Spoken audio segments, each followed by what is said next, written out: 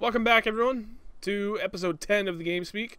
I am your host, Snoof603, and joining me, as usual, is Scanner Barkley, Wind Up the Tiger, and Epona.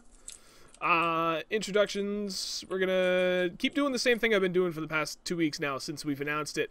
For those that are not familiar with our website, for those that are, that may not be familiar with our Patreon, we launched a Patreon page for Dawnbreaker Gaming, and that thing is kicking ass. If you guys haven't heard about it, haven't seen it or anything, you can, there you go, bam. Sheikbot's got us covered, so does Epona. Epona is Sheikbot, Sheikbot is Epona. They're one and the same. If you guys are interested and you want to check it out, we greatly appreciate it.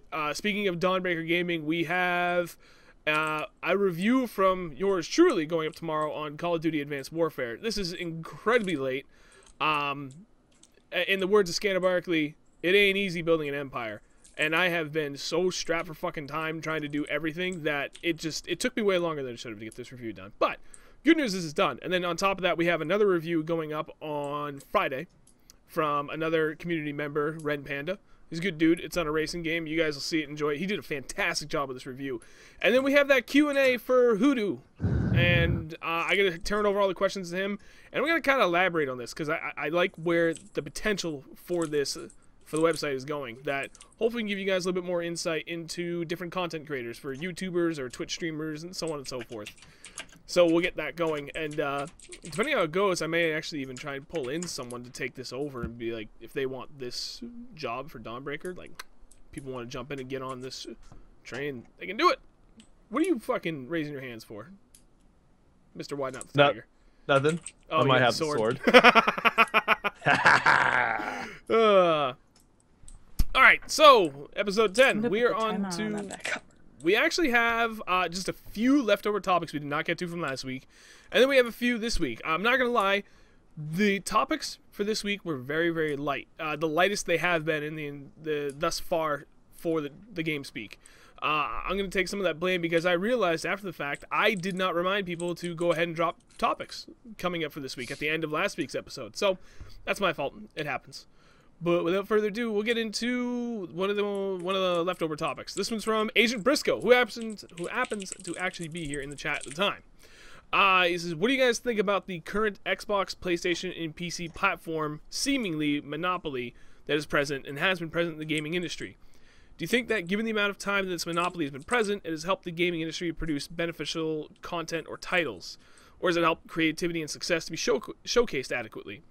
Or is there some malicious long-term effects that hinder good quality and other adverse elements to the gaming industry?" This one's tricky because I don't think monopoly is the term that you're looking for here, Briscoe. But I don't know. It's I want one of you guys to jump in on this because you had more to say than I did. I mean, I literally had one line. I didn't know where to go with it. I didn't know if monopoly maybe he meant. Because AAA and the third-party market are kind of,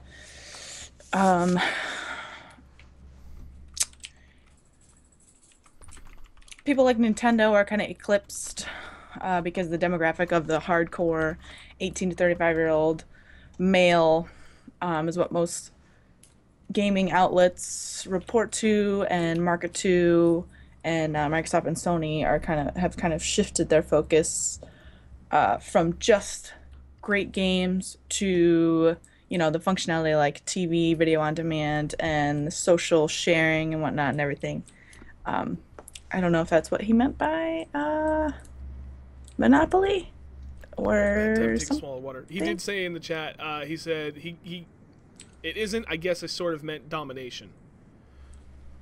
I'm not sure that really clears it up for me though.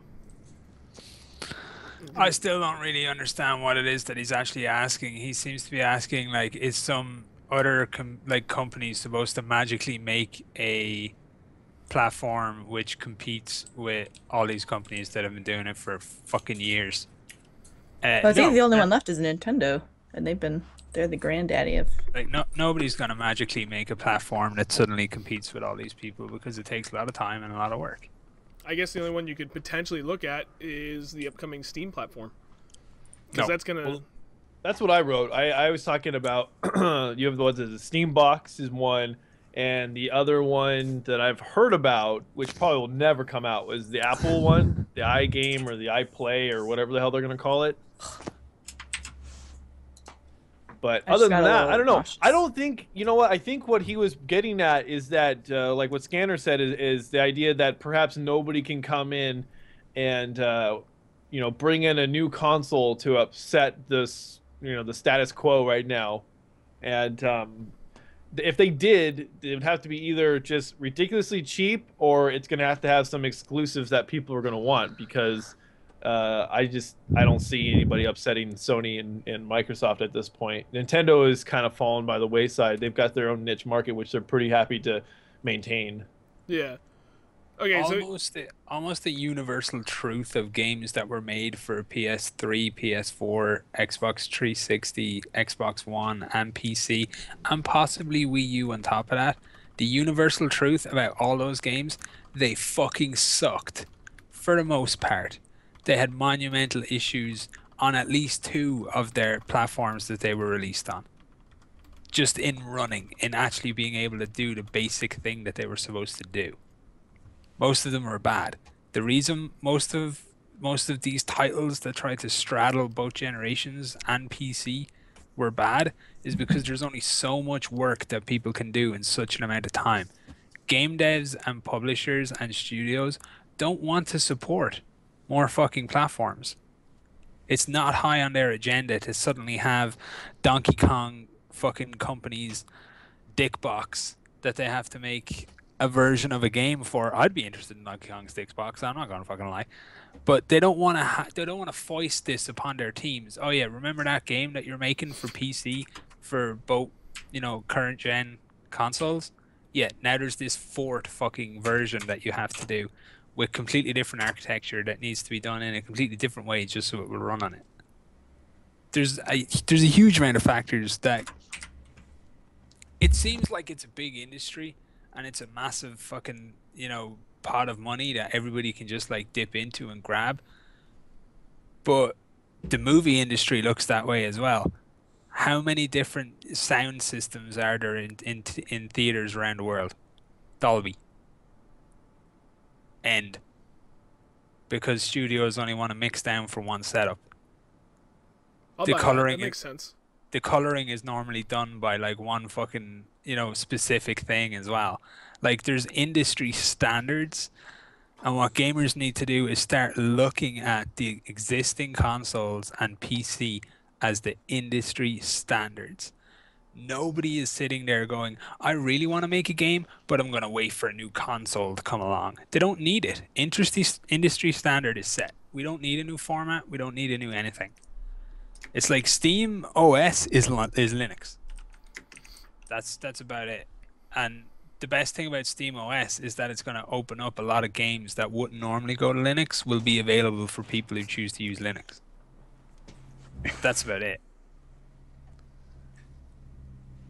I'll buy that. That all makes sense. Especially I think the biggest point overall that you made was the fact that no one really wants to have to code for a 4th platform. It's already tough enough seeing all these companies struggling with trying to go for 3 platforms. Exactly. And, I think they're putting all their effort into the biggest market shares, which are both consoles. And then in most cases, PC seems to kind of get left behind because it's got the smallest market share. That could change. Those numbers seem to be balancing out. While the console will always be cheaper than a really good PC, to get a decent PC, the prices on all the components are coming down. So I think that market share is starting to even out. But regardless, I mean, the current scope is at minimum people are doing multi-platform for 3 platforms, and because we're still in that overlap of old gen, new gen, they're trying to code for 5. You throw in another one, and you're potentially looking at coding for 7 platforms. Fuck that. It's never gonna work. And then, I mean, how are you gonna try and build up that kind of player base or consumer base for a new platform anyway? Yeah. Like, look at the Ouya. Yeah, I think Remember that the shit Ouya? itself, The didn't it? Ouya was going to be a thing, and it was powered by Android, and all the little Android nerds were like, finally, the console I never fucking cared about is here. And guess what? When it arrived, they still didn't fucking care about it. It's not a necessity. Certain things are really important to the industry and how the industry moves ahead. Another platform isn't one. It's not something that we need, and it's not a necessity. Like another platform rolling up isn't going to suddenly make all games work and game prices come down, and all of a sudden games will be exciting again for people who are kind of getting bored of gaming. It's just going to be another fucking box under the TV. Very true. That is true. The way I see it is, what you guys are saying is entirely what I would say as well. It's just too much problems to code and develop for several different platforms for all these different developers. What I think could be done is if a new console, a new company decided to bring out a new console, but they would have to produce exclusive content and unique and new content. And, maybe they would capitalize on this, 8 and 16-bit indie craze that's going on right now. I don't know. But I think it would have to be exclusive, brand new content that would not find its way onto, PC, Xbox, and the PlayStation. And that's fraught with its own issues because, okay, if you're bringing out a new console and you want exclusive content, you're asking developers to financially risk their studio with no guaranteed sales.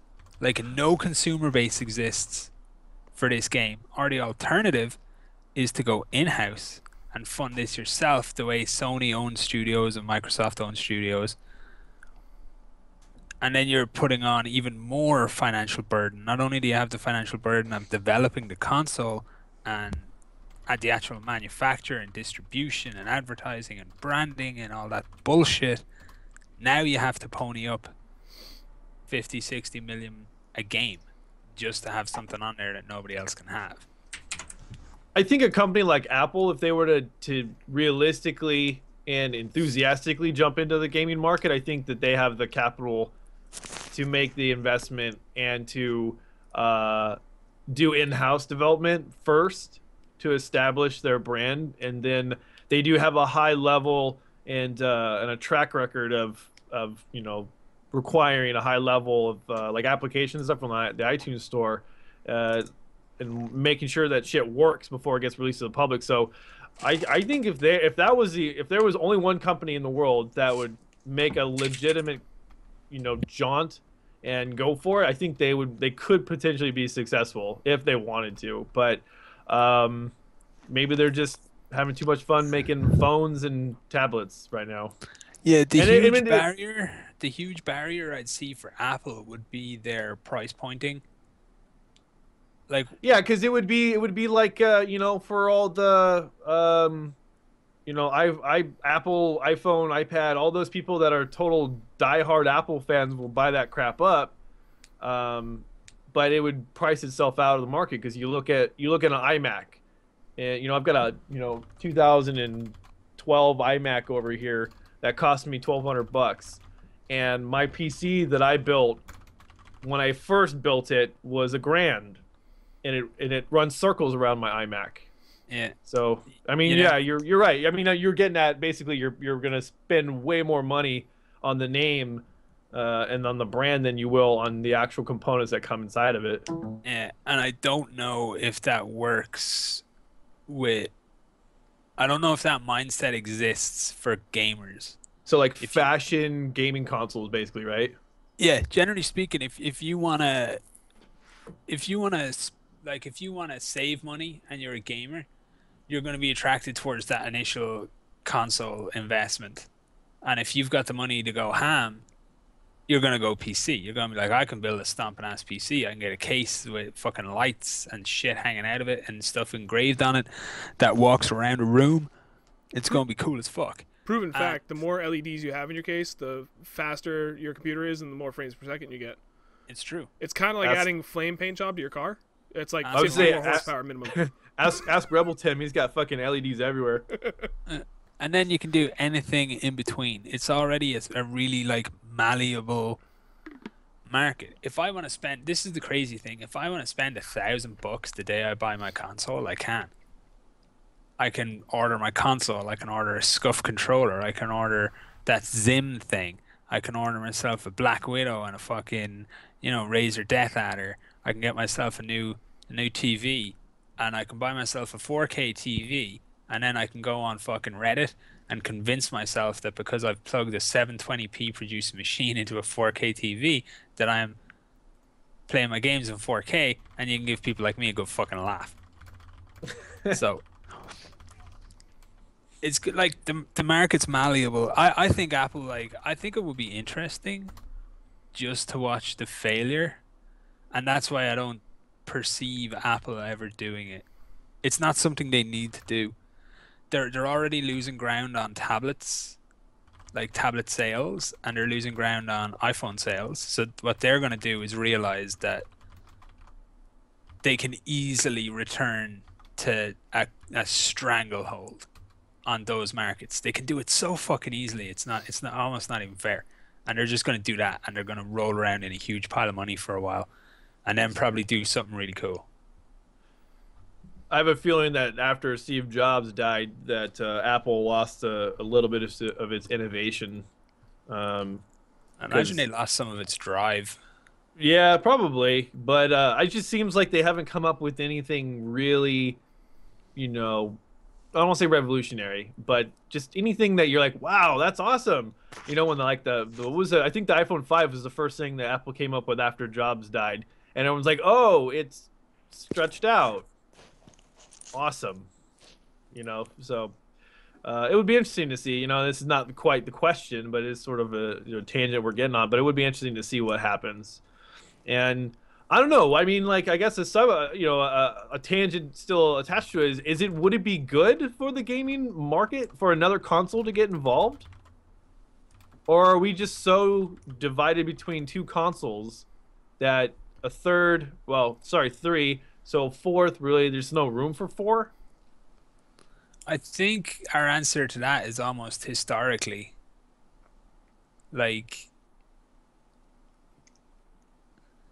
PlayStation came along and killed off some efforts by Sega. Sega. And then Xbox came along and kind of took whatever remaining chance there was of Sega doing hardware. I genuinely believe there's like a limit as to how much hardware you can support. It's not like any other product. It's not like a camera where you can have 12 different brands of camera, or phones, or TVs, because it doesn't matter what they do. It's all universal. But if you're running anything got to do with gaming, it dictates everything. People need to code for your machine. I can break my telly tomorrow, go into a shop, buy any telly, and replace it. It doesn't matter a shit. But if I break a console, I'm buying that console again. It's not like I can go in and buy a different one and it'll magically play all my games. I think there's almost a limit hardwired into the industry, is that how many different formats it can support at any given moment. I think kind of going back to a previous point you guys had made, the only way anyone could feasibly break into the gaming industry now for a new platform, you would have to have something like Apple, where they've got incredible capital behind them. I'm gonna sneeze. I really hope I don't sneeze. I'm trying to hold this in place. I hope my you nose is splat burning. The Yeah, no. I'm sorry. That'd be Oh my god. Anyway, you're gonna have to do a couple things, because the market's already established. There's already your three big platforms. You got console, or PlayStation. Well, okay, so four: Nintendo, PlayStation, Xbox, and then PC. The only way you're going to possibly break into that is a couple things. One, you got to have a shit ton of capital behind you to weather the storm, because you have to combine that with coming in incredibly under the current market line for whatever consoles cost. So, what, $400 for the Xbox One and the PS4, and then what's the Wii U going for? $300 maybe? You'd have to come out. I think it's sub 3. You'd have to come right out of the gates with announcing the platform, having a couple of really, really interesting looking exclusives ready to launch within immediately. They have to go at the same time, and you're probably going to come in at I want to say 200. That but that may be even too low. Maybe 250, but 200 would like guarantee you, because at $200 for a new console, you're gonna get a lot of people that look at next gens and be like, it's still a little too expensive, but they see 200 for a brand new console. They're like, okay, 200, yeah, I can do that. It's half what everything else is. And that ensures that there's a good chance that enough people jump on the bandwagon early that there's enough people that makes like the multiplayer aspect of that platform worthwhile. There's enough people to support it. But that's where the whole capital comes in at, because there's no fucking way you can actually build a platform right now, a console specifically, for $200 that rivals what the current console market is doing, and you can make a profit, because these guys are barely even making a profit as it is.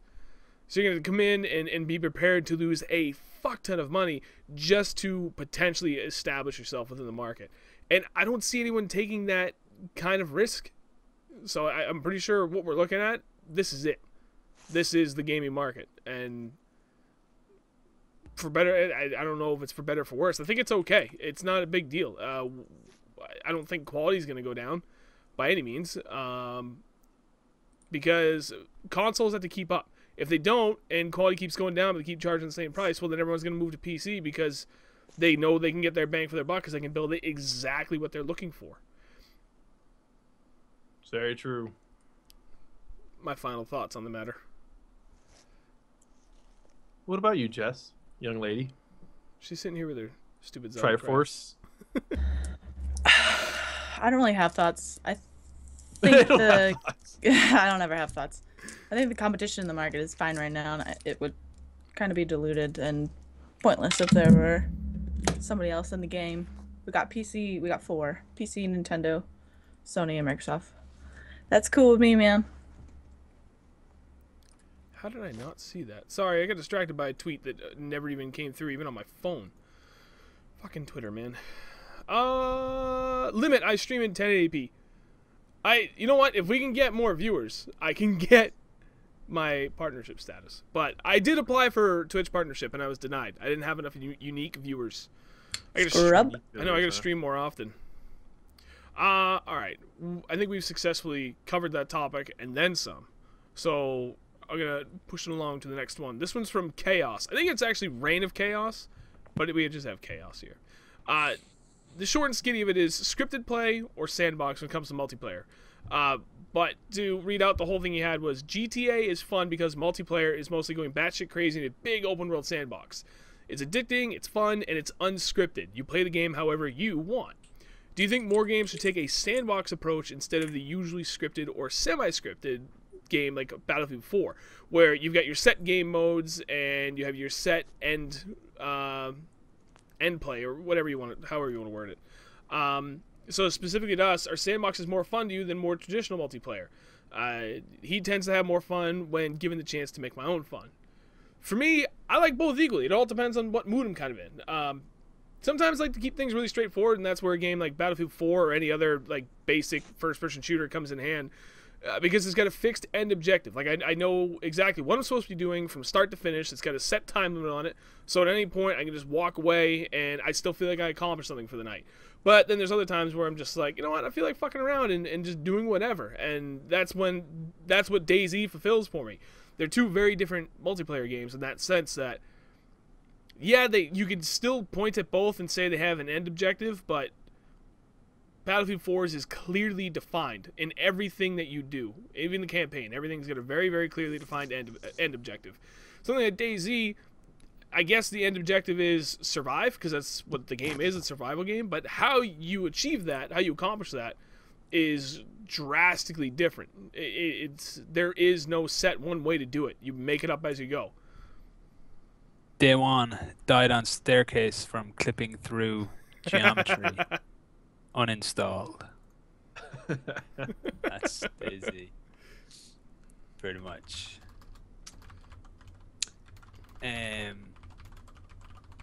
Like, I'm not a massive fan of the what's your favorite, or like limiting something like that. Like, sandboxes are better, or like linear is better, because it's really about what they're actually trying to do. Like, linear can be trash if used incorrectly in a very boring fashion. What's linear and trash? Dirty Bomb.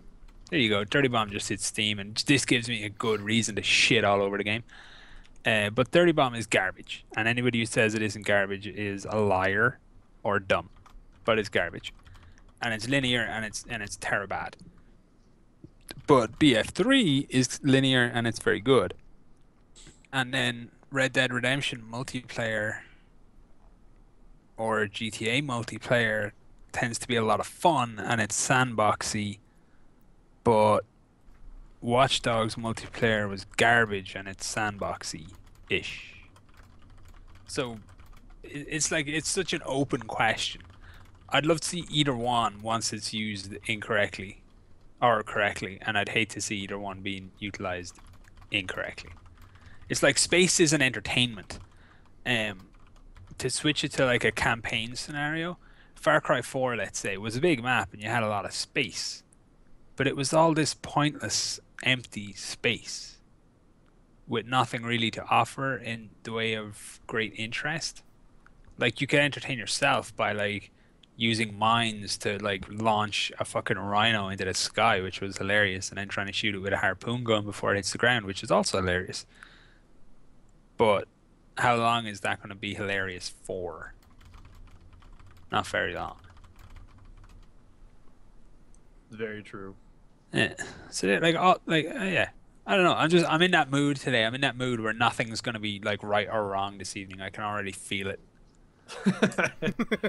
I know I misread the question because I missed the multiplayer part of it, and I actually, to be honest, I really haven't played that many sandbox multiplayer games. Red Dead Redemption, maybe, but for me it gets boring real fast, and so I think I if we were speaking in sort of a linear, like Battlefield, Call of Duty, I want those. I need a start and a finish. Being able to run around the map.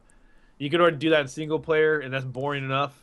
When you add a bunch of other people just shooting at each other, it just adds another level of boredom to my gaming experience. No imagination. No creativity. Okay, well, no, that's what you there's just a said. difference. That's what I just heard when you were talking. Okay, well, there's a difference between like games like Red Dead Redemption and like DayZ I'll say that there's a difference with DayZ. That's entertaining. Because there's this level of anxiety that's accompanying with it, unlike Watch Dogs or any of the console, well, I shouldn't say console-based, but any of the Rockstar games. Don't shake your head. She's shaking her head at me because I won the sword. But continue, please. Oh, okay. I thought you were shaking it. I thought you were shaking it at me. But yeah, games like the Red Dead, Grand Theft Auto, Watch Dogs, like those, I don't know, they just bore me for the multiplayer. But like a true sandbox, like for whatever reason, and this is probably really dumb, but like I can get in and I can play Minecraft for a few hours. I don't do it a lot, but when I'm in the mood for it, I can do it, and it's fun and artistic, and it's not boring. And then of course DayZ. DayZ does get a little old after a while, especially with the hackers, but there's like a true like sandbox element to that where you can create your own narrative if you so choose, and you can embody a character if you so choose, unlike some of these other games where essentially you just go in and it's like that game or like that movie The Purge. You're just going in there to shoot and kill everything in sight and respawn and do it again. Snoop's not paying attention. Is there a specific game you're thinking of when you say that? A sandbox multiplayer game where you just go in and just... Yeah, like Grand Theft Auto. That's all it is. There's so much to do there. Oh my god, get in your car. Go run over people. Shoot other people. Get chased by You're no fun. You are no fun. No, I like both. I like both, depending on what I'm in. I'm like, yeah, you could do it, but it just gets boring after a while. I don't know. Like those games I've never been attracted to those kind of multiplayer games. You are just as welcome to your opinion as you are your asshole. So Oh, wow. I'm just kidding, man. I'm just messing. I know. Not everyone can get into Destiny like you. Ugh. I thought you were going to say Don't remind me. Get into my asshole. That too. But Sorry, I had to pay attention to the chat for a moment. I had a strange idea, actually. I'm not going to do it this week. I'm going to do it next week. But people watching, right, next week on this very podcast, what I am going to do for each topic is I'm going to give an opinion, and you guys have to guess whether it's my actual opinion or not. That's going to be a game that we play next week. I want to see how convincing I can be when arguing points I don't actually believe in. So we're going to play that game next week, chat. Okay. I don't want to do it this week because I'm tired. But I do want to do it next week because I imagine I'll have loads of energy. Sorry, someone just proposed a Swagnum battle in Electro. And for anyone that was watching the stream Saturday night, we had a huge fucking group of people. And at the end of the night, so we had a group of like 25 people at one point, and I lost everyone because the server crashed. So we jumped back in, and everyone just happened to get in the same server. Well, most of us. We had 15 at that point. And we're all kind of messing around, and Theros in the chat, he had an axe, and he came right up and was like, whack, right in the face. And I died. Ended that truce right quick. Yeah, now he's challenging me to a Swagnum battle. The easiest way to beat Snoov in DayZ is to a gunfight because he can't fucking aim, even still. No, I can't aim for shit. Can't aim for shit in DayZ. What I lack in skill, I more than make up for in hilarity at my failures. Pretty much. That's something, at least. It's compensating. It is. All right, so that wraps up the leftover topics we had from last week. So from this week, we actually only had 3 topics. But this is good. If we cover these quickly, because we've only been at this for about 35 minutes now, we can do something we haven't been able to do in a while and just dictate all our time and attention to topics from the chat. But next one is from Digital Ghost. Nope, sorry. I went too far. This one's from Co Gaming. He had a lot to say. KOH, Kingdom of Hearts. Sorry. Or King of Hearts. KOH Gaming. Co Gaming. He wrote a book, so I'm going to just go with the high points of it. He said, DICE posted about 4 weeks ago talking about this whole road ahead for Battlefield 4, saying that Endgame was not the end and asking for input on classic maps for a new possible DLC, or 6th possible DLC. 1, which maps would you most like to be done as a DLC? And 2, would this movie better done for Battlefield 5 or Bad Company 3, whichever they choose to make next, provided that they don't release a broken game? I'll let someone else jump on this first so I can change the topic. I want people to get over Bad Company 3, for fuck's sake. You know, Yeah, I don't know big enough time. about it because I've only played. Battlefield I played 3 maybe like was bad. 10 Company 3, hours. let's be serious. I just Bad like Company 2. I'm getting really tired. That's all people have been talking about since Hardline was announced in the beta. Like, Bad Company 3. Like I played Bad Company 2. It was a good game, but I'm not sitting here going, oh, where's Bad Company 3? God damn it. Sorry, that's my. I'm getting tired of hearing about Bad Company 3. Jess, you go. You want me to do it for Jess? She wrote, look at all the fucks I give. I was gonna say, if I gave a shit about Battlefield 4 anymore, it's not even installed on my computer. I would want Grand Bazaar. I don't know. I love that map. And yes, I think it's kind of a waste of time because most people that would be interested in the classic maps are just playing them on Battlefield 3 because Battlefield 3 is a better game right now. That's true. And they've given up on Battlefield 4. So they probably want to move those people working on that to some team working on Hardline or Battlefront or something. I don't know. I don't remember what studio's doing what, but... That's actually a really good point. You know what I didn't even think about is if they're going to do this 6 DLC, they've already missed their window. If they want it to happen, it should have been released like now. Because for the next 4 weeks, they'll entertain people, but it's already too late because they're starting the hype train for Hardline starting tomorrow with their announcement with beta details. I don't know what exactly it's going to be or how much it's going to be, but I guess it's kind of a moot point right now. I mean, whatever they launch is just going to be like a quick flash in the pan, and I doubt anyone's going to buy it with Hardline coming up. Anyone that's still willing to play Battlefield 4 is going to put their money towards Hardline. But to answer the question specifically, I had 3 maps and I actually went in and voted in the off chance of this go through. My number 1 would be Damavon Peak because I fucking love that, and I think it would actually work well in Battlefield 4 with the Levolution if they were to like tank that cliff for rush. I don't know how it would work for something like Conquest, but for Rush it would work really well. Epicenter would be my number 2. I don't know what it is about Epicenter. It was a fantastic infantry map. Not many vehicles and stuff, but it had just shit everywhere, a bunch of different ways you get everywhere. I love that one. And then Grand Bazaar. I like Grand Bazaar on pretty much everything. The only downside of that one was playing Rush as an attacker is the first set of MCOMs. If you didn't take A first, you were going to have a bad time every time. But to answer the second part of the question, assuming that you meant that these would be introduced via DLC, as well as for the next true Battlefield game, or wait, did I write that right? Yeah. Anyway, I'm fine with bringing these in any of the future games, whether Battlefield 4 or Battlefield 5, Bad Company 3, whatever. As long as it's in a DLC, they're not a part of the base core maps, I'm okay with it. Because they're fan favorite maps. There's a reason, if you have really good maps that had good design that everyone loved, why not keep bringing them back? You got something that is loved by all. It's just going to be a win-win for everybody in the end. I never want to see any of the maps I love end up in Battlefield 4. Ever. Well, no, he's talking... Well, I guess I did say any game, but specific to his question, he said, what about Battlefield 5 or Bad Company 3? It's like... Pending in their games. No, I don't want to. I just don't. It's bad. No!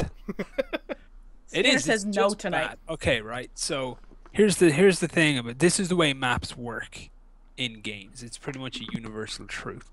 Go back to your teenage years and go back to your first crush. Mentally, go back to your first crush.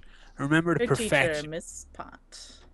Sorry. Remember the perfection that person personified to you. They were sexy, they were smart, they were funny.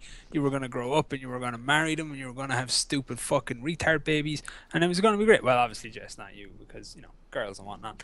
But here's the thing. Find that person on Facebook now and look at the haggard mess that their life has turned them into. Overweight, drinking too much, not looking after themselves, depressed. Is this about me all of a sudden? Look at yourself. Yeah, exactly. It's like that's time. That's the effect that time has. It weathers things. And digital goods are the same and maps are the same, especially when you're looking at change systems. Maps are designed very, very specifically with systems in mind, with damage amounts and bullet drops and damage radiuses and time to kills and soldier speeds are all carefully established based around maps, and vice versa. Maps are changed based around changes within these values. If you take maps from Battlefield 3, like something like Grand Bazaar, which is my favorite map. It's the first map I ever actually had a decent round on in Battlefield 3, so it'll be forever my favorite map. They tend to not work when the game they're going into is a flawed lump of garbage, such as Battlefield 4. And whatever those initial feelings of joy I have at seeing this nicely rendered, new and interesting Grand Bazaar will quickly evaporate in a couple of one-hit kills and dying around corners. And if that doesn't do it for me, what will definitely do it for me is trying to push down Suicide Alley against 4 fucking chuckleheads lying there with airbursts. Because airbursts were never in BF3, so it wasn't a consideration when you're designing a map like Grand Bazaar. And it only takes one little mechanic like that. Look at the UCAV. Like, that's the dumbest fucking thing any shooter has ever decided to do, was have this launchable, one-shot, multi-kill fucking weapon that you could just, like, fire from wherever and then guide. That's dumb. There's too much dumb shit. I don't want maps that I remember fondly ending up in a game that's packed full of stupid crap that I hate.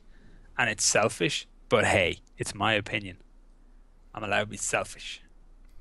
I think it's a good point. It is. That's just me. Just leave good stuff in the past, and let's admit what we have now is let's either appreciate something that we have right now because it's really, really good, or let's try and improve upon something that we have right now in the future because it's not.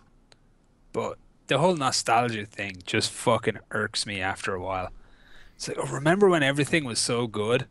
Remember when Halo was amazing? I remember when Unreal Tournament was awesome, and remember CS:GO 1.6. That was the best thing ever. Really? Then what the fuck are you doing still playing games? Because you're a miserable sounding shite to me. There's loads of fun games to play. I spent 2.5 hours yesterday playing Plants vs Zombies Garden Warfare. Why? Because I was a fucking cactus shooting a zombie in the face. How is that not awesome? It's got hit detection too.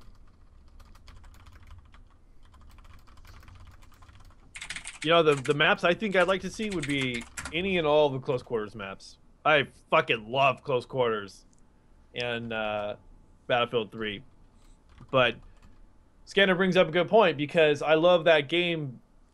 I love those maps on Battlefield 3, so I'm not sure how I'd enjoy that playing at Battlefield 4. I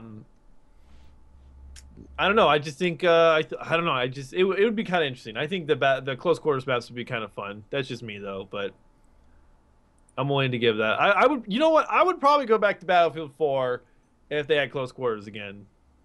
I did love close quarters. It was fun. I just like when I played it for the first time on PC and it was 64 players. That was like no, there's not enough riddle in the world for me to slow this world down. You know, I needed like 32, probably more than enough. Me, you, was it Wes and Phoenix? Akuma. Back on PS3. Yeah. I remember we had a perfect roll across the close quarters maps on a server one day. It was just they played them all in a row and we stomped the shit out of the poor dudes on the other team, just every map. And I recorded all 4 of them and the comms and just had 4 days worth of videos. Yeah. It was a lazy fucking week. It was awesome. That was probably the best summer just playing games that I've had in a long time because it was just a lot of fun. And not only that, but it was such tight competition between all of us. Players like EJ, Kuma, yourself, me, Andy when he was raging as he does, and of course Phoenix, and then Wes as well. I mean, it was such a great dynamic, and I think that's probably why I like those maps so much is because it's not just the maps, although I do like the map design, but it's also I guess the emotions that are tied to the maps as well. So I like them because of the company that I was with, just as much as for the design of them. Definitely, that's a big part of why I like BF3 so much. Absolutely, is the people that I played it with made it a better, more enjoyable game than just the mechanics of the game. Mm-hmm. And none of those people play BF4, so fuck BF4, I guess. See, I can always swing around to BF4 being garbage. Impressive. But Snoop, you know what? You brought up a good point about these maps and about another DLC coming out for Battlefield. Like if they're smart, they need to do it in like the summer lull, like in July. That's when the next DLC should come out. Yeah, but you're gonna be 4 months removed from Hardline's launch. That's when Hardline DLC is gonna be coming out. Yeah, I mean, it depends on how they stagger the DLC, but if you figure March Hardline comes out, April, May, June, July, you're 4 months into that game. I don't know, but you bring up a good point because anyone who is already dumped Battlefield 4 is moving on to Hardline, and they don't give two shits about what DLC is coming out for Battlefield 4, even if it's these nostalgic map packs. It's probably about time that they realize that the game is probably dead, or it is dead and buried for a majority of the people. But then there'll always be those people that are optimistic, and they're gonna be like, oh, I can't wait to get proven wrong again, and they'll jump right back to it. I will say this much. I will be selfless and say that if people are still enjoying BF4, do I want those people to have more content? Yeah, I do. If BF4 is your bag and you're playing it and you're enjoying it, then that's awesome. I would like to see you have more content. But I would also like to see you branded and have your right to vote removed. So it's kind of a trade. I guess. 4 more maps, no say in how your country is run. I think that's fair. Like a felon. Yeah, exactly. You're like a felon if you like Battlefield 4. You're a gaming felon. Yeah. Tony, the last point you made actually Yep. segues beautifully into the next topic from Digital Ghost. This is hopping on the Battlefield 4 bandwagon for a bit. David Sirland, the producer at DICE LA, stated that the Battlefield 4 launch damaged player trust and that they thought they were launching a satisfactory product. Summarizing from that point, he asked, if you were one of the players who lost trust in the franchise, what will it take to win that trust back? And you know what? I'll open this up, because while this is specific to Battlefield 4, let's generalize it. Think of what happened. Creed. Right. Think any big game that was hyped up to that level of like these big games, Battlefield 4, Assassin's Creed, and then the subsequent letdown from post-launch. What, as a consumer, do you need to see a company do to regain your trust to buy their next title? Oh, I'm already a well-established battered wife, so I'm gonna buy the next Battlefield. Poor choice of words. I know that, but that's just the way I've described it for a very long time with Call of Duty. Oh my God, I have still purchased every single Call of Duty game, even though I've put in probably less than 20 hours since Black Ops 1. Like, I played the shit out of Black Ops 1. But from Modern Warfare 3 to now Advanced Warfighter, I've purchased all of them, and I've probably played maybe 20 hours combined, all those games. So I know the next Battlefield game, I'm going to give it the benefit of the doubt. It's going to be better. It's not going to hurt me. It'll be different. I know it. And I'll just blindly do it because I have faith. I think what it is like I have faith in the Battlefield series in fixing itself. I think that hopefully, this is the optimist in me speaking, hopefully DICE realizes that they royally fucked up. And I think EA realizes that as well. Hopefully. And so basically the idea is that for Battlefield 5, and I would okay, you know what? This is what I'll say.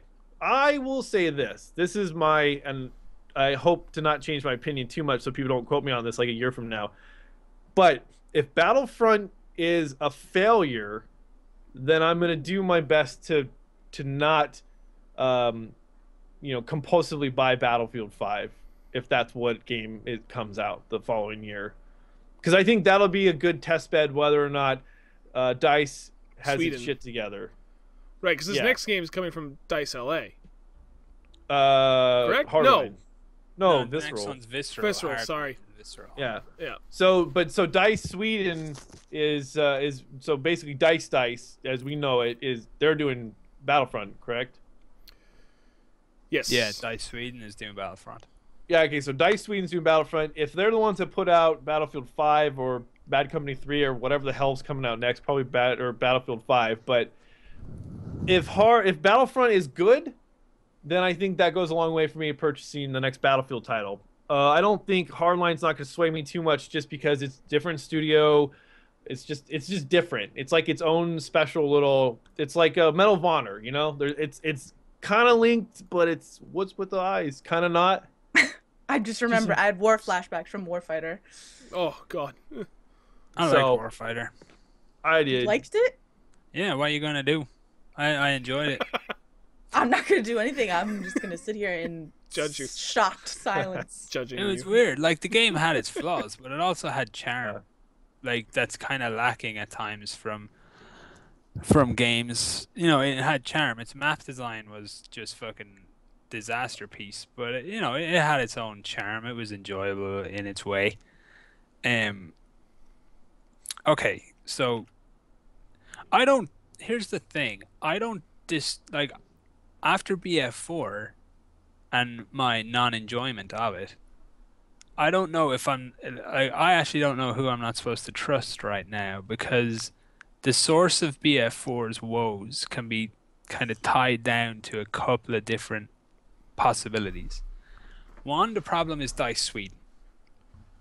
In which case, whatever Dice Sweden do next needs to be taken with a pinch of salt. The alternative is it's actually the engine. So it's the Frostbite 3 iteration is the problem, which would suck because then everything like FPS wise that's done in Frostbite 3 needs to be considered suspect. So this is the way it's going to work for me. If Hardline ends up being really fun, and they seem to be making some moves in the right direction as far as I'm concerned, with at least realizing the kind of game that they need it to be, and a lot of infantry on infantry stuff, seems to be a big focus, and I'm cool with that.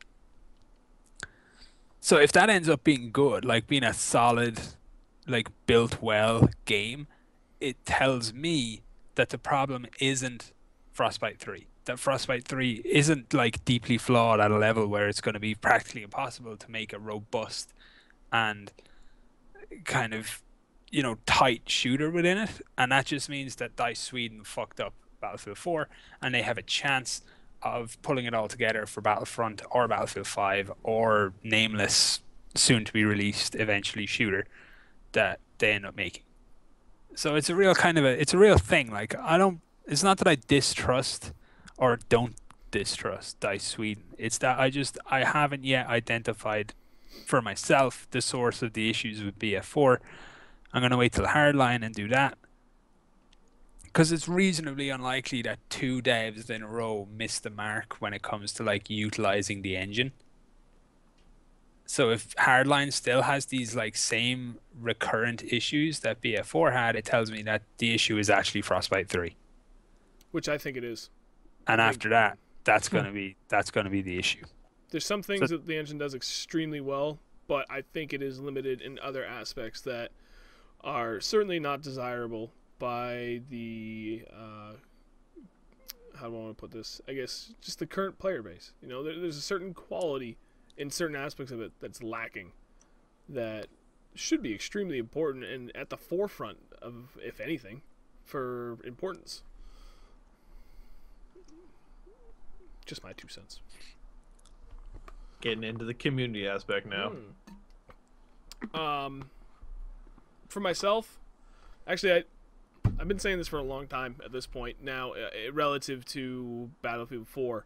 I know that this interview with David Sirland was back in October, and thank you to Epona for that, for hooking me up with the date, because I couldn't access it earlier when I was going over the notes. Really, it's very, very simple. This is what it's going to come down to. And I actually had a conversation with David Sirland and one other of the Dice LA guys, and I can't remember who it was off the top of my head. No, I'm sorry. It was actually 2 of the Visceral guys. At any rate, it was a conversation on Twitter, and I said pretty much the same thing. It doesn't matter what they say at this point. They can say whatever they want, and it's going to mean fuck all, because their word is absolutely worthless and meaningless to the community at this point, or at least to me. Maybe I'm assuming too much by saying it's worthless to the entire community. I don't think I'm assuming too much when I say it's worthless to certainly a large number of them. They need to show us specifically and clearly where they've made improvements. They can talk about it, yeah, but they actually have to back it up by proving that they've made improvements in the game in areas that were a problem for Battlefield 4 at launch. If they cannot come out and actually point to something tangible and say, now, this is how it used to be, and now look at how it's working, and more importantly, actually show it being played on in an online environment, I don't care what they say. My trust is gone. Granted, everything I'm saying now is a moot point because I've already pre-ordered Hardline, which we discussed last week because it was 40% off, and I felt, you know what, I was planning on getting it week 1, so fuck it. At that price, if I can save $23, I'm on it. Yeah, I mean, even though I bought it, I'm not gonna play if it's garbage. There are other games that have my attention. Like, I'll just play DayZ for the entirety of my time. There's other little games I can play, too, to fill in that. That's basically what Battlefield 4 is doing for me now. It's one game that I play maybe like 2 hours at a time in a week, if that. And it just feels like that little niche of kind of what we were talking about earlier, where it gives me that, it depends on what mood I'm in. I just want something that's got an end objective that I know I can put in, a half an hour and accomplish 5 things inside of it. there are other games that can fill that role. I don't need Battlefield 4, and I certainly don't need Battlefield Hardline. You know, the $37 is a gamble I'm willing to take, and if it's shit, then I'll just kick it to the curb and I won't play it anymore. It's simple as that. But you know what? I have hope, only because I think the company certainly cannot withstand losing Battlefield as one of their primary IPs. It's going to be a cash cow for them. They need to make Hardline work. I don't think they can suffer back-to-back disappointments in game releases before their next big one, Battlefront, where they're already dumping in a shitload of money onto it. But again, to reiterate my point, it comes down to they need to prove it. And I think that's what this whole thing is coming up this week. If I remember correctly, they said that, you know, starting tomorrow, they're announcing something for Hardline like every day for the next week or two after that, and it's starting with beta. It's like details. every Wednesday. Okay, that's what it was. I knew it was like an every week or once a week thing, whatever the fuck it was. There's a lot to be hopeful for. You know, the thing though, the only thing I have to say about what you just said is that not everybody really cares to have like a breakdown comparison of like, here's what's wrong with Battlefield 3 and here's what's different and improved with Hardline, because I think they're going to separate the two. They don't want any sort of even though it's going to be there, they don't want any comparison and connection, you know, to Battlefield 4. But the people like that are like you that want to see the improvements, I think are in a high, you're in a minority group, because most people just don't care about that kind of stuff, like the technical parts of it. Unfortunately. Yeah, like if they sat somebody down who had like a really detailed kind of discussion in the difference in like communication between like BF4 and its game servers and Hardline and its game servers, most people, including myself, would just be like, huh? Just say it's better, and then you're either going to be right or you're wrong, and if you're right, that's awesome, and if you're wrong, you're going to get crucified. Welcome to business. It's just the way it works. It's like, just let the beta do the talking. Well, the problem with the beta doing the talking is, I mean, we saw what Battlefield 4 was. There were a lot of people that, and you, Scanner, yourself, did see through the issues of the Battlefield 4 beta. I thought it was really good. Maybe my memory sucks, but I thought the beta was really good.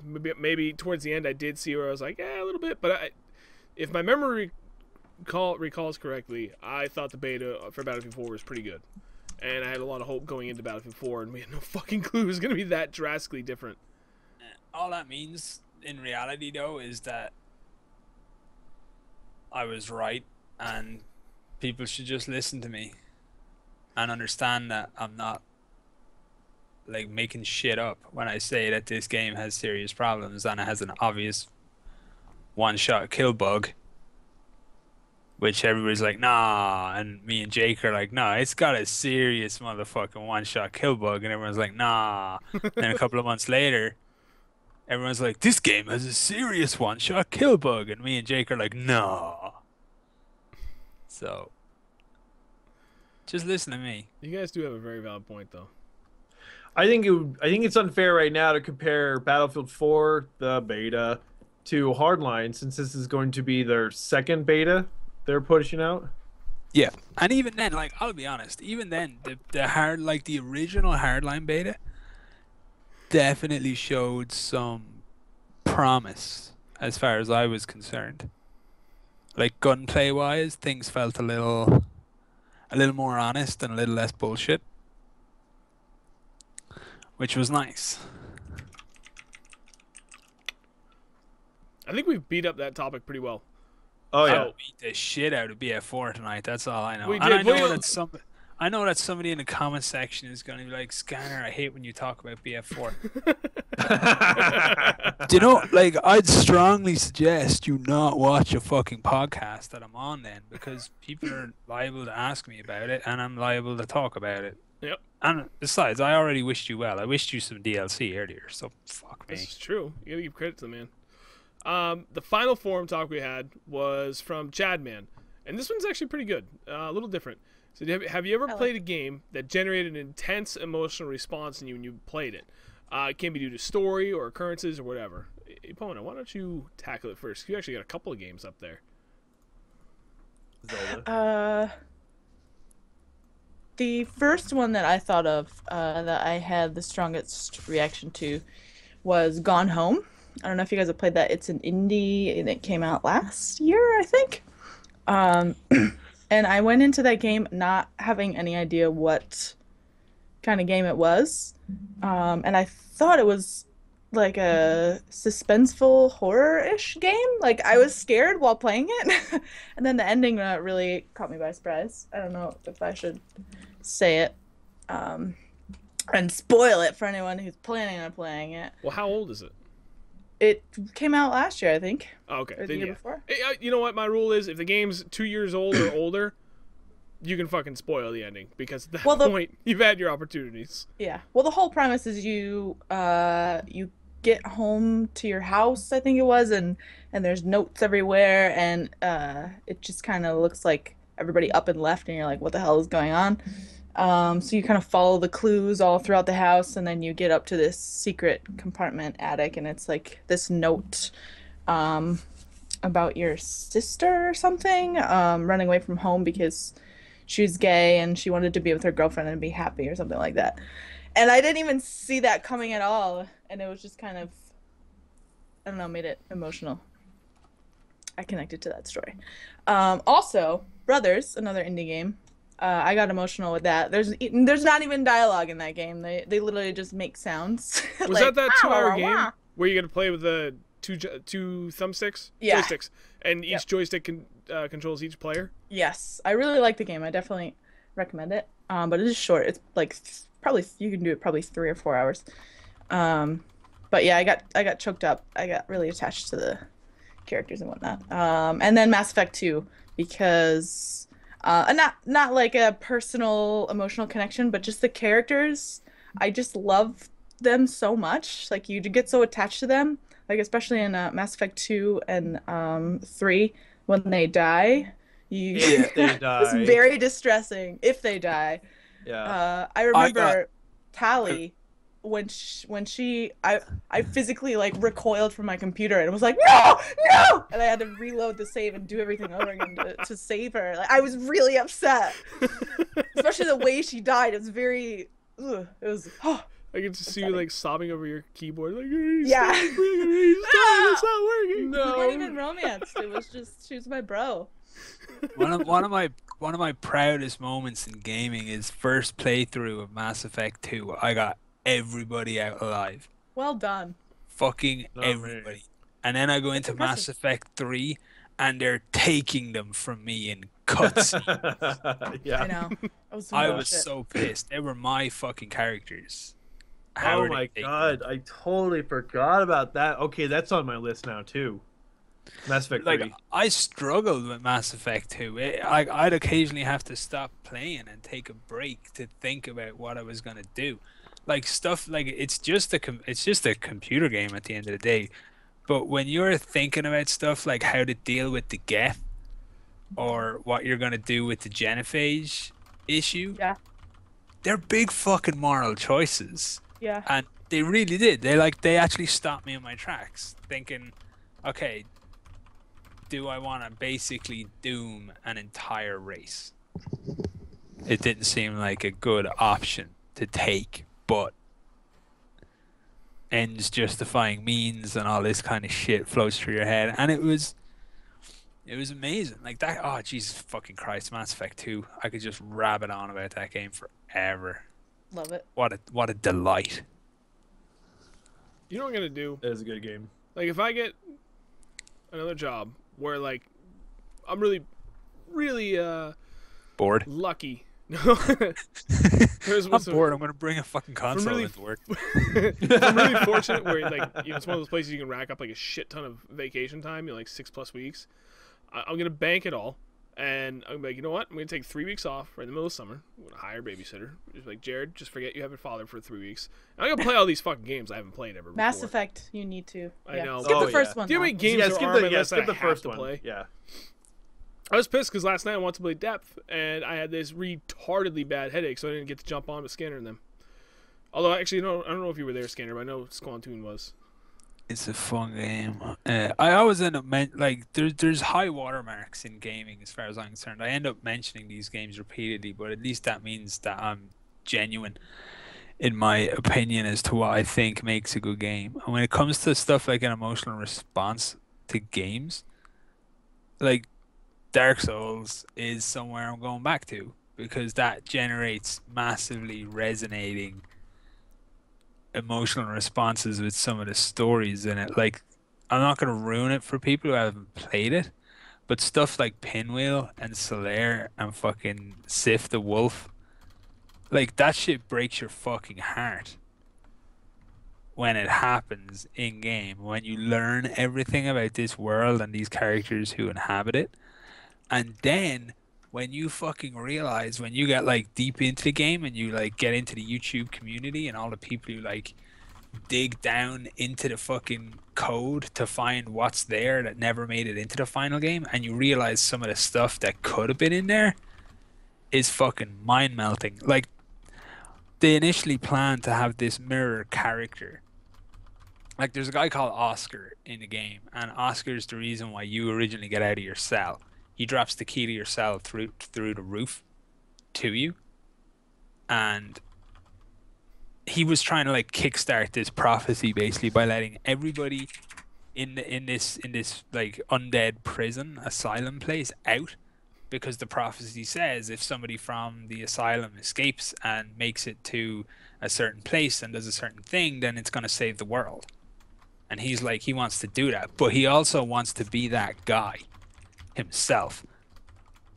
And the original kind of story arc was kind of you and him were going to almost mirror each other, but you were always going to get there just before him.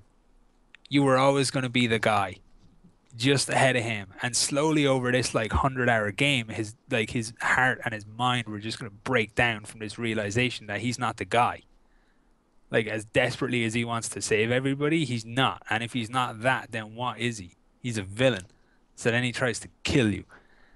And like this kind of shit, like that's what makes this game so fucking remarkable. And that was something that didn't even make it into the game. So imagine how good the shit in the game actually is. I'm always fascinated when Scanner talks about Dark Souls. That fucking game. Oh my god. I need to play it. I have it. Squantoon gave it to me. I have a couple of games that get the onions when you're cutting them going pretty good. The first sequence to The Last of Us, always. Like, I played that game like 5 or 6 times through now. Every time I know it's fucking coming, and every time I'm like, it's just too strong, man. It's too strong. Yeah, I still remember seeing it the first time, and I was like, I know the first one. I'm just like, what? No, because like I was blown away that anybody could start out a game like up at a 10. You know, how do you start a game there? And you just have this like giant fall. You know, it's a really great way to start the game, and it carried that emotion carries you through the whole damn game. But the other one that I have is Ace Combat 5. I don't know if Billy's here and Slats mentioned it earlier, but Ace Combat 5, and they'll know exactly what I'm talking about. There's this character Chopper, and during this battle scene that happens kind of in basically your capital city, his plane gets damaged, and they're evacuating the stadium because the president's speaking there or some damn thing. And so he has to crash land his plane somewhere, and he does it into the stadium to, you know, save lives and stuff, which is kind of funny because there's like 20-minute battles going on, and there's bombs and planes falling out of the sky. So it doesn't really matter if he crashes into a house or not, because thousands of people already have died at this point from things falling out of the sky. But he does the heroic thing, and he dive bombs his plane right into to the stadium, and it's like the music that they play while he's going through this, like, it's gonna be okay, everybody, don't worry about it. It's just like, it's a tearjerker, man. It's one of those like, oh, it'll do it to you. And then when Tali dies in Mass Effect 3, I like, oh my god. Oh, that's one of the ones I reloaded, like, I had to do it farther back because I didn't do something correctly, so I had to redo so much shit. So I was like, I need to save everyone. There's actually there are two deaths in that game that just got me. It's Tali, and then when Morden Solus dies. Oh, dude. I was like, no! And it's just, there's nothing you can't save him, right? You can't save him. Apparently you can. No, you can save him, but you have to do everything right from the very first game. There's like a sequence that you have to get right to save him.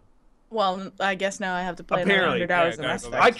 I cannot stand the first game. I just don't get it. So it's too long. It's way too long, and I don't understand how to level up the guns and classes and bullshit. So, yeah. Anyways, it's sad. Like Morden Solus, when he goes, it's so sad. It's sadder because he thinks he deserves it. Yeah. That breaks you a little bit. It's just like that weight on him. Like that's how you know a character is really well written, because like when they're going through what they're going through, you're imagining it, you know, from your perspective. You're like, how would I feel about that? I'd feel like shit. Infamous, there's a good one. Is Infamous old enough to talk about like story arcs and shit? Yeah. Without having to worry about spoilers. So there's this bit in Infamous where the bad guy, he's kind of set you up a little bit, and he's got your love interest in danger over here, and he's got a lot of innocent people in danger over here, and you have to decide which one you're going to save and which one dies. So you make your decision, but he did the old Joker-Rooney on it, and the positions that he gave you were wrong. They were actually switched. So he tricks you into making the decision that you don't want to make, and the subsequent backfiring. Oh, that's the first one, isn't it? Yeah, and it really pissed me off. It made me very angry at the game. Like, and the bad guy, I got genuinely annoyed, and I was very much looking forward to pounding his fucking face through the back of his skull. And then you reach the end of the game, and it's this revelation as to the identity of the bad guy. I fucking lost my shit. Like, I would have burned a hole through the fucking TV during that last boss fight when I knew who that dude fucking was. I was like, you are getting your fucking face pummeled.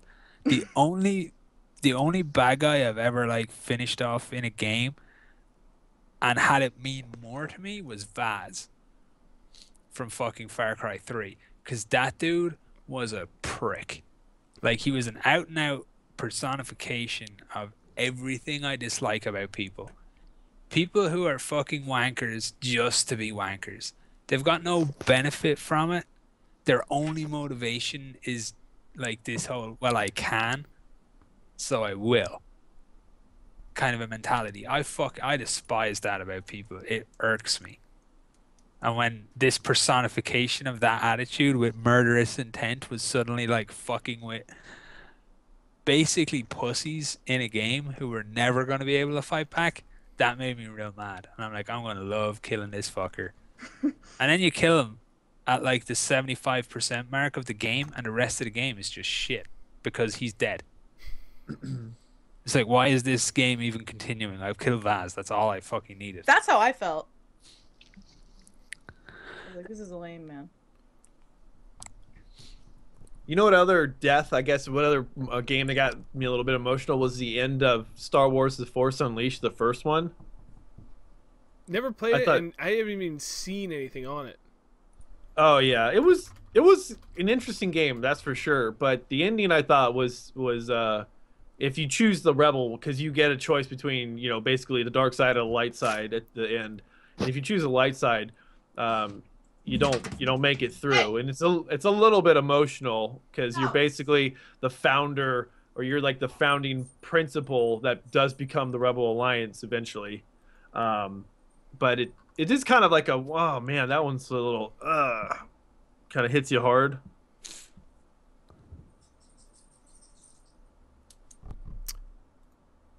There's got to be a game, Snoop. Come on, there's got to be one game that you've played. Oh, I've got two. Okay. I know I always have the long pauses when people are done, but I have this thing where I hate interrupting people. Okay. So I always give it plenty of pause in between to make sure everyone's had their chance. I had 2 games. One was BioShock Infinite, and I know I bring that up a lot, but no other game have I played where the ending of it just left me literally with my jaw dropped. Like, I was streaming at the time, when I got to the end, I was just like, incredulous is the best way to put it. The way that game ended, I never would have imagined it could have ended that way. Like, it was, I thought, a fantastic storyline to it and a rather unique ending. Everything about that game was just phenomenal. The way it all builds up, you just never thought, like, holy fuck, that's wait, what? That's the best way I can put it. It was mind-blowing in every way. I fucking love that game. See, the thing is with me for games, I can't play a game and go back and re-enjoy it like I can a book. Like, I can go back and read a book 50 times and still get the same feelings at every single point in the story that I did the very first time I read it. For a game, it's not the same for me. I don't know why it's different, but it just is. It just happens to be that way. The other one, and Michael actually brought it up in the chat a while ago, was Batman Arkham City, when the Joker dies. I don't know how to feel it. I guess the best way I can explain it is I actually felt a little hollow. Not like really depressed, sad hollow that he had died, but there was a small part of me that actually kind of felt bad for him because I just loved his character in that game. He was an asshole. He was always doing fucking terrible things, but I'd love to see what they were going to come up with next for his character. You're always curious about what kind of twist they're going to throw at you with it. And the fact that he was gone put the fucking nail in the coffin on that game series. That was it. He's gone. He's gone. It's done. And that really upset me because I really thoroughly enjoyed those games. Like Batman Arkham Asylum and Arkham City were like the first 2 games that got me away from Battlefield 3 and made me actually put my ass in my seat and made me play those games. Made me want to play those games because I enjoyed them so much. I thought they were just so fucking fantastic. Loved the ending to both of those. Oh, I just thought of a couple. Like the end of Assassin's Creed 2, I think it is, or maybe it's Brotherhood. And then the end of Assassin's Creed 3 with Desmond. Yes, and that I'm was like, pretty no! Good. Kind of anticlimactic, but still good. Like it was abrupt. That's the thing. It was yeah. It was just very abrupt. It was a jarring ending to that game. And you're just like, whoa, what? Yeah. Yeah. Sorry, anticlimactic was definitely not the right term. Jarring, but jarring and abrupt. that blonde chick, I can't remember her name right now. When you stab her with your hidden blade, when you get possessed by the alien, and like I think it's the end of Brotherhood. I was like, wait, what? That's not Assassin's Creed. Yes, it is. Yes, it is. Oh, not 3. No. It's either 2 or Brotherhood. I can't remember off the top of my head, but I played that the blonde chick from 1 and 2, and I think it's in Brotherhood that you assassinate her. The alien like takes over Desmond's body. And... Oh, Peekaboo said her name was Alice. Alice. Yeah, that one caught me. I was just like, or Lucy. Maybe she's talking about something else. I don't know. Oh, Squantoon, Lucy. I don't know why I missed him. Yeah. Anyways, that one was like, no, oh, that was bad. Apparently, in Revelations, you find out that she was a Templar. I don't know. I never played Revelations. I was so like, yeah, it was. That's what I thought. I thought it was Brotherhood. I was just sort of like burnt out on Ezio at that point, but that's another good one. Oh, the longer we talk about this, the more games I'm finding that I'm like getting all emotionally invested in. This is good. It's like therapy. Do I have? No. Oh, you know what actually kind of hit me a little bit, even though it wasn't all that great of a storyline, was the campaign for Modern Warfare 2. Like, the 2 main characters you go playing through it the whole time, and then all of a sudden they just get fucking offed at some random point in the story. Dude. Oh, yeah. Ghost fucking buys it. Yeah. Oh, yeah, Ghost, yeah. I do remember that point, they kind of going through the motions of the whole campaign, and I was like, yeah, okay. What the fuck? That's the best way to explain that point. Man, that was like... They were just 2 badasses, especially Ghost, and you're like, yeah, these guys are gonna just fuck people up, and then they get betrayed like that in the end. That hurt, man. That cut me deep. That one that's a good one too. Yeah. It was Ghost and Soap, right? No, Soap is wounded at the end, and you kill the general. You throw that knife into his head. Yeah. He's gonna kill what the fuck is his name? Captain what's his nuts? Yeah, I forget. That's pretty much the ending to every fucking... Yeah, every Call of Duty. Every Call of Duty is some fucking slow motion bullshit, anticlimactic, abrupt ending. And you can just tell it's coming from a mile away. But there were some high points leading up to it. Even with Advanced Warfare, there was a high point, like, once. But more on that tomorrow when my review goes up. Fuck! I have so much work ahead of me. Remember, you're still in the middle of the podcast. I know, but... No, it's done, but I don't have any featured images for it. I think that's all I'm missing, though. Captain Price. That's it. And then I still have my resume to work on. Oh my god, I have so much work to do. All right, and so well, we just finished all the topics, so that's perfect. I know. Well, no, because now I want to do chat topics. Fuck Chat, chat. I love you, but my eyes are burning. They're on fire. Would you rather we save it for another night? We can. Okay. I would, because Fine, I'm a whiny fine, bitch. Fine. Baby. Fine. This actually Wow. works. It's 9:30, and I do have a lot to get done, and I have to get to work early tomorrow, so I can get shit done. Because We can do a special chatcast episode someday where they just dictate the whole thing live. Okay, what we'll do it. What I plan on for next week, we're gonna switch it up. Jess, I know you just created this topic thread, Damn it, you're right. but you did forget. Next week we're gonna do host topic night. We haven't done it in a couple weeks, and I'd like to do that every 3 to 4 weeks. I think is ideal, so we can get some ideas that we have in our heads out and discuss them with you guys at large. And the good thing about host topics is that will allow us to talk about it and then really go through the chat, pay attention to you guys, and talk about it all. What else was I gonna bring up? Oh my god, Fucking Squad Tune in the chat. what did he say? I was emotionally moved when I bought what I thought was BF4, but was actually a pile of shit. Oh my god. Oh, fuck. That's good. Yeah, so next week we'll do host topics and then we'll do a lot of chat topics as well. Just kind of change things up a little bit.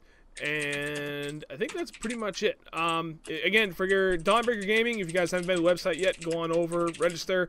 Guys, if you're not in the forums, like, the forums were alive and kicking ass, like, the first 3 weeks or so that we had the website live. And I dropped the ball. We didn't get any content up on the site. And more importantly, I wasn't in the forums, like, at all. So things kind of died down. But we're trying to get things going again, make it a little bit more lively. So if you guys have anything you want to talk about, our forums are there. They're open. You're all able to discuss whatever the hell you want. We've got a sub forum for everything. So go ahead and hit it up. Other than that, again... Do you have a sub-forum for Kate Upton's breasts? Kate Upton's breasts are allowed to go in any forum, period. Also, any pictures of... Oh my god. This is how overtired I am. I cannot remember a single fucking name to save my life. Jess, who's the... No, Jess, who's the woman you keep sending me gifs and pictures of? Natalie Dormer. Natalie Dormer, thank you. Natalie Dormer gifs, pictures, they're always welcome anywhere in the forums, too. Easy. What? I got excited. Did I just hear a sploosh? God. Show. God. Yeah, for anyone that hasn't checked out the Dawnbreaker Patreon, if you could do that, please, I'd appreciate it. For those that can do it, if you can't, it's not a big deal, like, whatsoever. But for those that are willing and able to help support us, awesome. We already passed our first 3 goals. We had a $50 goal for permanently upgrading the servers so that they stay as fast as they have been, which is good. But the next goal we had was 125 to get a TeamSpeak. We hit that, and we'll have the TeamSpeak up at the beginning of February once all the pledges are actually paid out to us. And then same goes for the last goal we just hit was at 300 a month, where we're going to get a game server, and we're going to put that to the vote of those that have donated thus far, per what we said in the Patreon page. We're already over 300 a month. We're kicking ass. This thing's doing great. We're going to be able to bring more things to the website. And more importantly, if you guys, anyone is welcome to submit stuff to it. There is an about page. There's contact info on the website. Jesus. There's a link on the site where you can find information where you can send reviews to us.